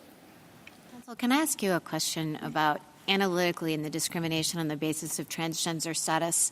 Since trans boys can play on boys' teams, how would we say that this discriminates on the basis of transgender status when its effect really only runs towards trans girls and not trans boys? We understand the point, and I think that might be relevant to for example, animus point, right? There were not a complete exclusion of transgender people. There was an exclusion of transgender women. But I think on that piece, this court has never required the whole class to actually be excluded to look at the cases to whether the exclusion of a subclass was I'm talking about for triggering intermediate scrutiny if transgender status is a suspect class. Right, so like Craig B. Bourne, for example, that's the one about the men that couldn't get the 18 to 20-year-olds. Right, that wasn't all men, it was a subset of men, and yet the court still viewed that as a sex classification subject to heightened scrutiny. And likewise here, even though it's just transgender women, in our view, that are being barred and not transgender men, that also would trigger heightened scrutiny. And I think there's the Rice v. Cayetano case from 2000. There's other examples of the court making clear that just because a subset of the protected class is being excluded, you still would apply heightened scrutiny. Another question about the science. So you were talking about circulating testosterone being kind of the marker. Idaho is saying, well, that's not the only indication. There are other, when I asked the question about 6-year-old teens before that there are other just kind of genetic hardwired differences, maybe in size, et cetera, that don't have to do with circulating testosterone. Is it your understanding that testosterone is it? So, and my colleague who will present the argument in the next case, is that the record there was more about prepubertal and puberty. Right. I think that the 5% even is not clear whether that's just environmental or biological, actually. Right. But I do think, so there are other things that I think, like height, bone size. There have been some other discussions of this. This is an underdeveloped record, by the way. This needs to go back and have a full trial, except that it's moot. But I think the point there is that, no, I'm not trying to make a point on that. I'm not trying to pretend that I'm going to have a trial when we're not. But I think the point is that sometimes counterintuitively it's like having a larger frame but not having the muscle and the testosterone to drive it could actually put the person in a worse position. And that's a study that was commissioned by the Olympic Committee. It's footnote 6 of our brief, indicates that actually it could be actually put the transgender woman at a disadvantage if they happen to have larger bones and less testosterone or muscle to drive those bones. Last question. So below, as I understand it, your client challenged the verification procedures. Yes. Except when we were talking about how this might be administered, I understood you to say that it would be by checking testosterone levels, because it would be okay to say, to Justice Alito's hypothetical about the cisgender male who has taken no steps and who is now trans, to exclude that person. But would that be an invasion? Would that be a violation itself, or too invasive to require someone to, and maybe not just once, but maybe to periodic testing to make sure that the circulating testosterone was low enough? Why wouldn't that be invasive? So that's an ordinary blood work that a transgender person would get, and that's why I think it's of the nature of the minimal burdens, like in Nguyen and the other cases where the court has said intermediate scrutiny applies, and you actually can, if there is minimal things you have to do to make yourself fall in the category that we want to keep protected, we can require that of you. But didn't you challenge it? Well, that was different, actually, because the 3 things that you'd have to prove under the state's novel verification thing would have to be your genetic, your reproductive anatomy, which would require actually like a pelvic examination or examination of someone's, nude area. It would be chromosomes, which would require chromosomal testing. That's not what we're talking about. Or it would be endogenous testosterone. And the reason why that wasn't a problem is not because of a blood test. It's not invasive. It's because it would have required the transgender person to stop their hormone treatment to get back to an endogenous level to be able to show they're endogenous. Okay, so the distinction between circulating and endogenous. Right. The point was that was actually, in a way, like, and I'm not trying to cast aspersions, but kind of a false requirement for transgender people, because they aren't on their endogenous testosterone when they're on hormone therapy. They're on a non-endogenous medical treatment. Thank you, counsel. Justice Thomas? Justice Alito? Sotomayor? I'd like you to address mootness, because you raised it with Justice Barrett. Is this case moot? Could you respond to the other side's positions or arguments as to why it wasn't? And how do you respond to that? Secondly, Justice Barrett did raise earlier, this law applies even to primary schools, correct? Taking your second question first, yes. I don't think it's in the record whether or not there are any primary schools, whether they sex separate or not, but that is the law. And so, at least as to that subgroup, no one could doubt that primary school children might have the strongest argument that there's no difference in their physical makeup that would cause harm or otherwise create an advantage, correct? That would be our position, Your Honor. In this case, we had both our client, who was at college at the time, and then we had a high school intervener who was worried about being subject to the sex verification, so we didn't really get into the building a record on the But the point is that the law might be overbroad in many ways. Certainly, yep. And there's still, as you noted, Idaho was the first or the second state to pass this law? It was the first. I mean, these cases come to you because they're early ones. And the record here was the most underdeveloped, correct? Including because it was a preliminary injunction. There was a substantial amount of expert material in the record that allowed the district court to make appropriate findings, but it was not the level that you build out for a trial. And both courts said that the record had to be looked at more carefully. Expressly, they did. All right, so answer the mootness question. I mean, Your Honor, all I can say is that we've tried to provide the court with accurate information as soon as it came to pass. In 2024, when we opposed certiorari, our client still was active and intending to play sports. The court granted the case. She was preparing for what she hopes is her final year of college. She was concerned about the increasing hostility and the visibility. I mean, we're here now, and that's okay. She understands she brought the case. But that was the basis for her trying to end her sports career. And it isn't contrary to what she said before. She did intend to play sports through college. Her college has taken a long time. She's now sworn she will never play sports that are covered again, and she won't do that even if she happens to somehow win this case. So that is just the truth. But whether the court believes it's moot, that's, we put the facts before you for you to decide. How about her graduating this year? There was a suggestion she might not. As you can tell, we have, college students have so she is trying her best to get through college. I think at this point, and I'm just basing on what I know of as to today, she's unlikely to graduate by May, as my friend said, but is hoping to make through summer credits, could graduate in the fall. Finally, in terms of the sports teams, the Olympic team, that all happened in 2025 after our president directed them to. We do think that's worth parsing out. Again, there's been a lot of contentions made on both sides that are extra record, but I do think a lot of those things flowed from the executive order. There were some other sports orgs that were doing different things, but I think we have to be careful not to broad brush that because some of it may have been political, some of it may have been scientific, and the record really isn't fully before the court. Justice Kagan? Ms. Hartnett, I just want to get your understanding of what constitutional review would look like in this context. So you said it's not individual by individual. You have to come in and say there's a class that's not being treated appropriately. What is that class here? Thank you, Your Honor. And I would say I don't think the court has ruled out the individual case. I just think we weren't presenting it that way because we were trying to align ourselves with how the court had looked at it. I think we would say we represent the group of people that do not have an athletic advantage, that have mitigated their their biological advantage of being born male.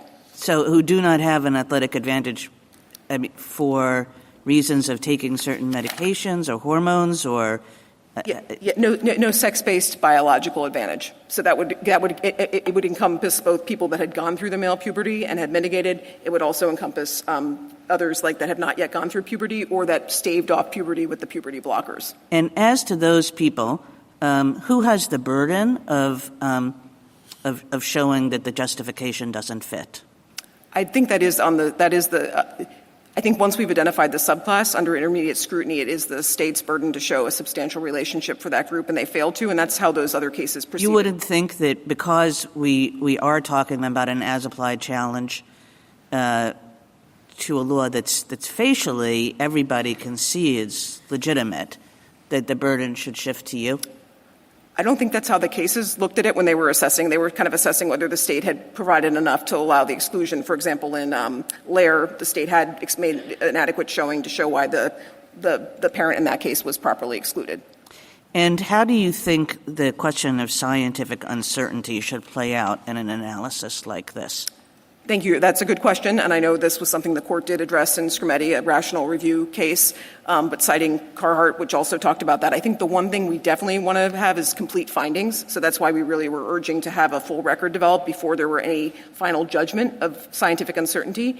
I think the court has not fully grappled with what does scientific uncertainty mean and how does it come into conflict with heightened equal protection scrutiny, but I think we don't need to present that yet because on this record, there was not uncertainty. This person had mitigated. Testosterone was the determinant.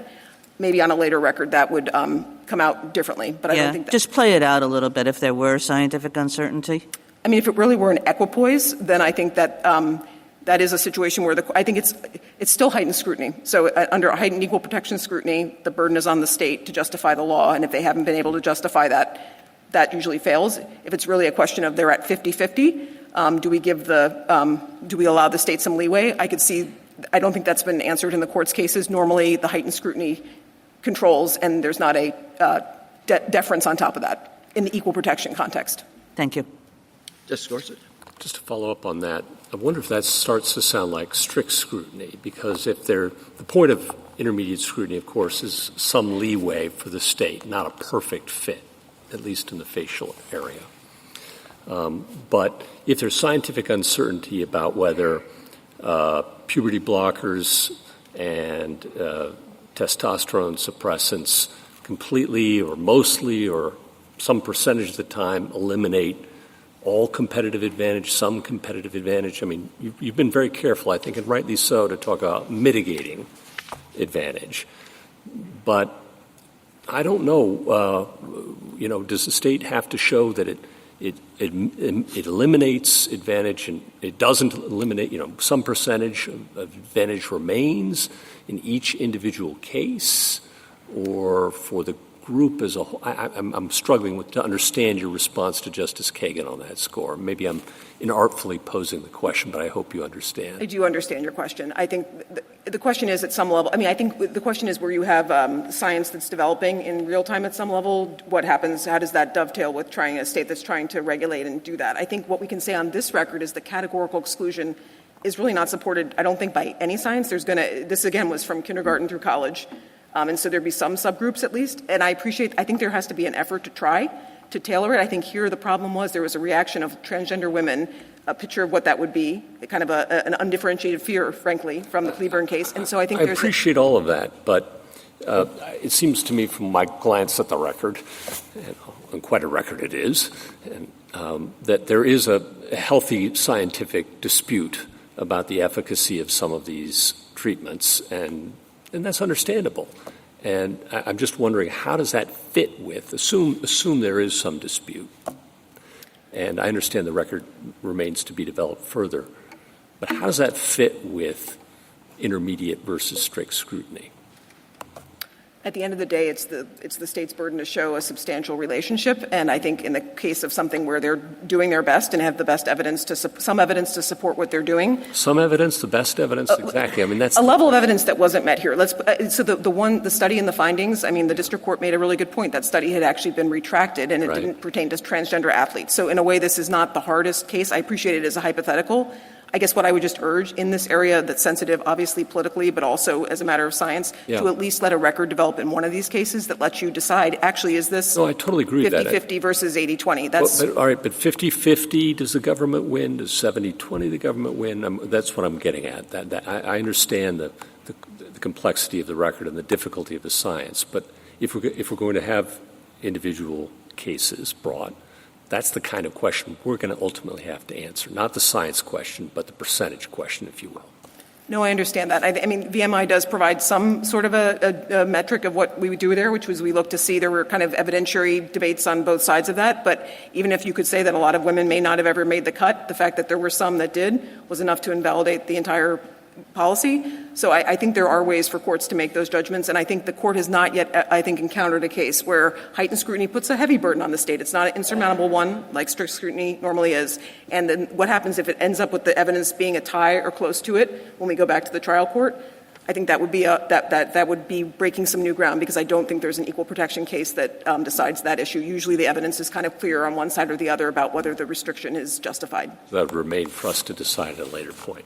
I do think that's the most prudent, but definitely on a record that's more developed, because I think I think in the end of the day it might end up being a surprise we don't know yet, but I think we have some good evidence that actually at the end of the day, being transgender woman, actually to the extent there are, and you've repressed your testosterone, you're at somewhat of a disadvantage in many ways, because you have, again, this larger frame with weaker muscles and no testosterone. Thank you.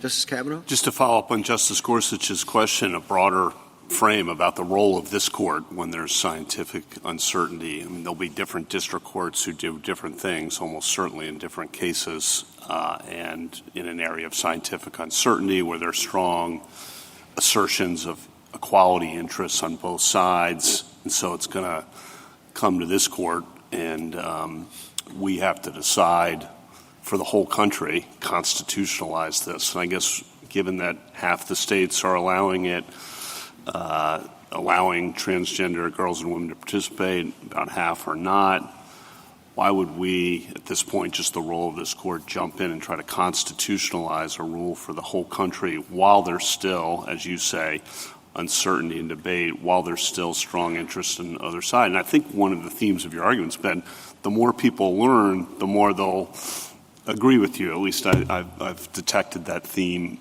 in your argument. So why would we get involved at this point, constitutionalize? I understand the question, Your Honor, and I do think that the Equal Protection Clause's demands have never been viewed as kind of a separate avenue from the legislative process. They can and do often coexist. And here, I think the point is we have two as-applied challenges to early laws. They have their unique cases in their own right. I don't think this court needs to set rules forever on this area. I think the most important thing would be to allow a record to develop, even in areas of controversy. And we look back at what you cited in Scrimeti, you cited Carhart. There were extensive findings. There also were findings in VMI. There were findings in Craig v. Boren. I'm learning things by reading these cases over again. There were findings in those cases. And so I think that at least before the court decides to either step back fully or to embrace its role here of providing the scrutiny that should be attended to groups when there's a worry that the democratic process isn't actually going to fairly respond to their concerns, I think the point, at least at a minimum, would be get a full record, which we don't have here. That would be my request. Thank you. Justice Barrett? Justice Jackson? Thank you, counsel. Rebuttal? Thank you, Mr. Chief Justice. A few points. I heard just a moment ago that there is no real threat to women's sports. We strenuously disagree. We cite Your Honors to the UN Special Rapporteur's report that says 600 women have lost 890 medals in 29 different sports. That's what we're talking about. It is a real threat. Medical transition does not reliably suppress all male athletic advantages. I'd cite Your Honors to our record in which our expert, Dr. Brown, shows the experience of one C.C. Telfer, an elite track athlete who underwent a medical transition and whose track times did not change. That is the story in many situations, and unless we can reliably distinguish between those situations and the situations which testosterone suppression does reliably eliminate the advantage, then we can't do that. We need a broader classification, and sex is the right one. And if it were merely politically motivated, I would add we wouldn't see this same rule being implemented by World Athletics, World Boxing, the NAIA, these different groups that were not influenced by recent politics but came to these decisions after studies, after lengthy examination, and reached the same decision that Idaho has. Justice Gorsuch, in your colloquy with Respondents' Counsel, she agreed with us that this is not the same as the discrimination that has been faced on the basis of race or on the basis of sex in this country. We agree it's not close to the discrimination that people have faced on the basis of race or sex in this country. That said, the court does not need to reach that answer here, because if there is no transgender status classification in Scrimeti, there certainly cannot be one in this case. In fact, as our briefs argue, the court can and should avoid all of these questions by applying rational basis review. Bottom line, sports are assigned by sex because sex is what matters in sports.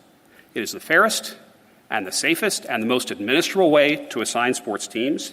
It's been widely accepted for many decades because it's necessary for fair competition, because where sports are concerned, men and women are obviously not the same.